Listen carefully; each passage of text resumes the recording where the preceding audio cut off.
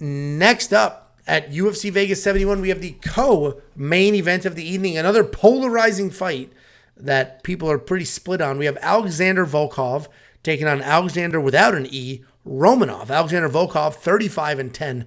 Overall, he is 3-2 in his last 5, alternating wins and losses. And he's taking on Alexandr Romanov, 16-1. 4-1 in his last 5, and that lone loss of his career was his last fight against Marcin Tybura, where it was still a close fight. He still got some takedowns. He still made some stuff happen, but ultimately he slowed down and Marcin Tybura did not.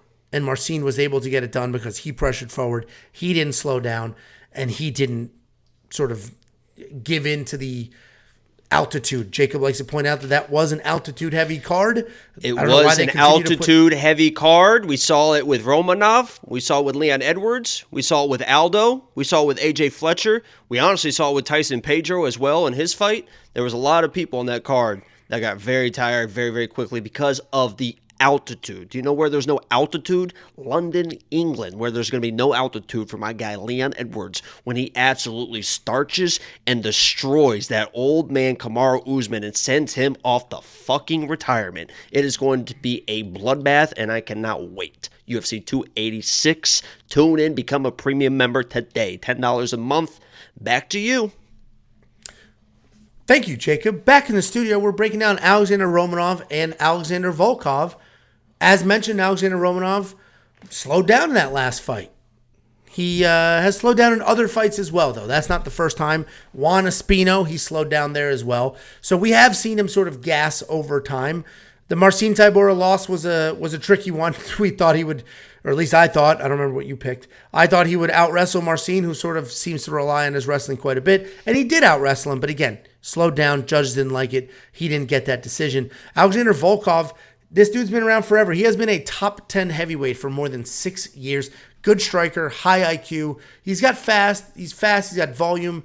He picks his shots well, and he does adapt in fights. He's not a big power guy. He's not a one-punch, knock-you-out kind of guy. He's a well-timed guy. He is pretty durable for the most part. And, all of his fights for the last 10 years, however long he's been in the UFC, 8 years, have been consistently against some of the best people in the world. This is very simple, though. To me, this is a very simple breakdown. Tom Aspinall was able to take him down several times and then submit him. Alexandr Romanov is probably not going to get the submission, but he will get the takedowns. I'm hoping that loss was embarrassing, and he's going to go back and work on that cardio, work on that wrestling pace. It's not the first time we've seen him get tired, but this was a loss instead of a win. And I think Romanov's going to get takedown after takedown after takedown and get this done. With that being said, Volkov is a tried and true vet. He's not as old as you think he is, and it's very possible that he's still hanging around. He just knocked out Jairzinho Rozenstruik, and this is a guy that doesn't normally have power. He just knocked out Jairzinho Rozenstruik. So Romanov is still the pick. I think a wrestle-heavy game plan, which is what he will have, will work well against Volkov because he hasn't really fought that guy yet. What do you think?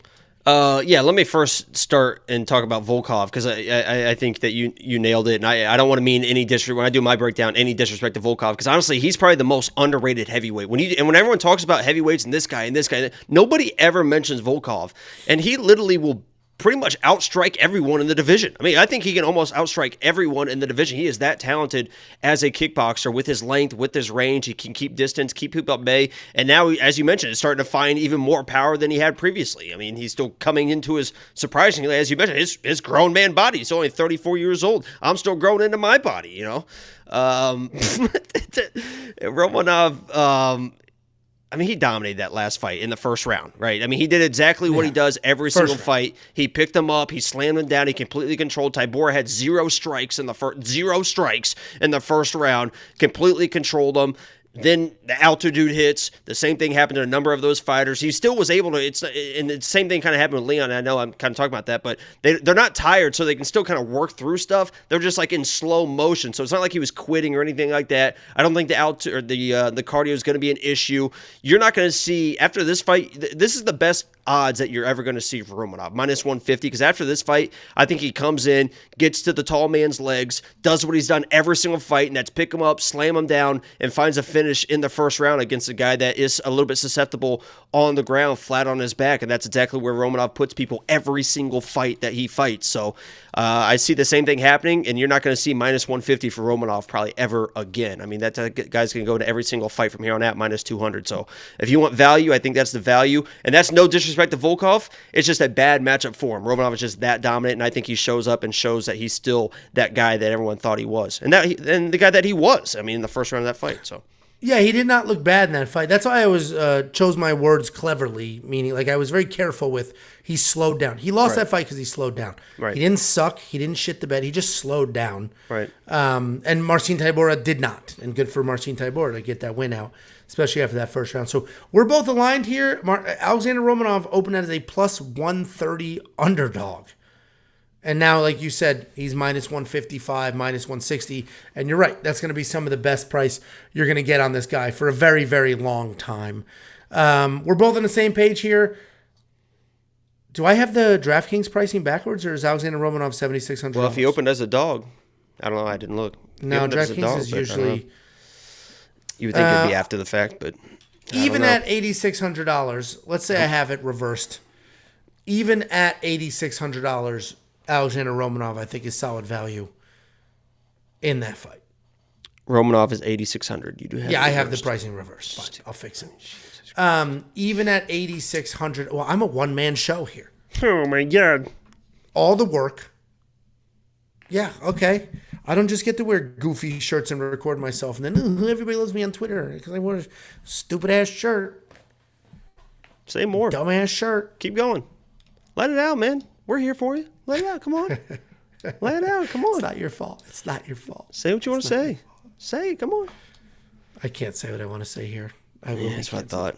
I wouldn't say it to me either. Not in front of a crowd. That should be the safest play to say it. You're so scary and dangerous. You wouldn't dare hit me in front of a crowd.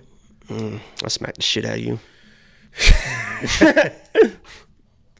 I think people finally... Did you see my vlog where Bo walked in? I didn't watch that shit. Himself? No. Yeah, what an absolute... No, I did. Because I was like, I mean, that's just rent free. I'm not even there. I'm across the country, and the first thing he says when he gets in the door is, "Oh, Jacob." I mean, that meant on the whole way there. Where was he walking barefoot? I don't know what he was doing, but he literally the whole had way to walk there, to he my was house. just thinking, "What am I gonna say? What am I gonna say? What am I gonna say?" He's gonna be filmed. Because he knew I was gonna show him the camera. I know. I'll make fun of Jacob. Oh, because he's not here to defend himself. Because I'm scared of him. I mean, Jesus Christ. The second I'm across the country is when Bo starts running his fucking mouth, and I'm not surprised in the least. Just like when you walk out the room and he starts running your mouth. I mean, every time I walk out the room, I could take Angelo down.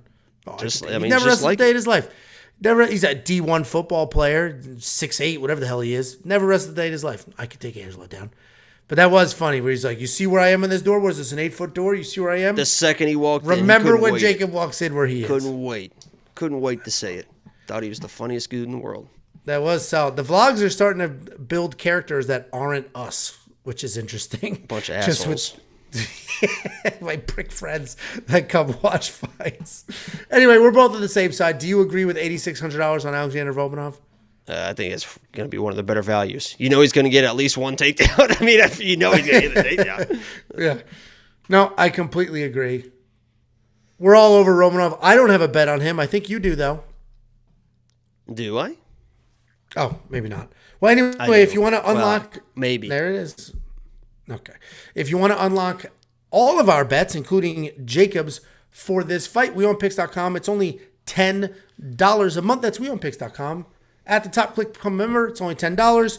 And since we've been recording this breakdown, Matt Klugen and Gerard Nathanson both signed up to be premium members. Sorry, I'm butchering your names, guys, but thank you very much.